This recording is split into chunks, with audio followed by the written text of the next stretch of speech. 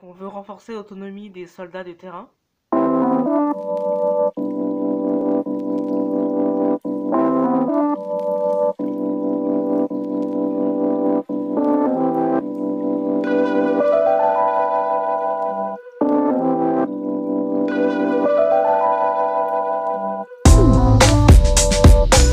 Politique intérieure.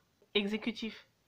Le 4 décembre dernier, le comité d'éthique du ministère de la Défense a publié son avis sur les recherches sur le soldat augmenté. À travers ces recherches, il s'agirait d'élaborer des méthodes invasives d'amélioration des performances des soldats. On trouve l'absorption de substances par voie orale ou par injection, ou encore l'incorporation d'une puce qui permettrait d'envoyer et de recevoir des messages depuis le théâtre des opérations. Le comité est explicite sur le but des recherches, augmenter les capacités opérationnelles de l'armée sur le terrain. C'est une manière polie de dire qu'on veut renforcer l'autonomie des soldats de terrain et de préserver encore plus le commandement en leur permettant de rester à distance des opérations. Conférence de presse du 9 décembre 2020. Le gouvernement a expliqué son projet de loi sur le séparatisme. En matière de mœurs, on y trouve le retrait des titres de séjour aux familles polygames. La polygamie est le fait de se marier avec plusieurs personnes et c'est interdit en France. Il faut savoir que la loi Pasqua du 24 août 1993 interdit la délivrance de titres de séjour aux personnes pratiquant la polygamie.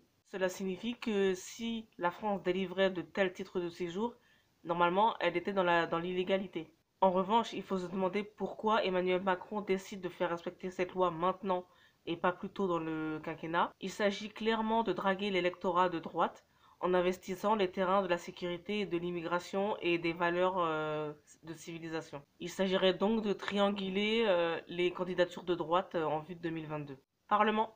À travers un rapport de la Commission des Affaires étrangères de l'Assemblée nationale, des parlementaires avaient demandé à pouvoir créer une délégation sur la vente et l'exportation d'armes par le gouvernement. Le gouvernement a refusé la création de cette délégation parlementaire au motif que l'intention des parlementaires serait de renforcer le contrôle du Parlement sur l'exécutif et même empêcher l'exportation d'armes, voire plus. Tout ça serait fait sous couvert de vouloir participer à l'élaboration de la stratégie de la France. Parti. Stanislas Guerini, le patron du parti La République En Marche, a réorganisé le parti en vue de l'élection présidentielle, notamment recruté Michaël Labarrère, chef du pôle innovation et technologie, d'ailleurs spécialiste en la matière. Michaël Labarrère sera en charge de la stratégie digitale. C'est déjà ce qu'il faisait pour le groupe Baobab, une institution financière internationale qui travaille essentiellement en Chine et en Afrique et qui produit des petits prêts pour les petits entrepreneurs.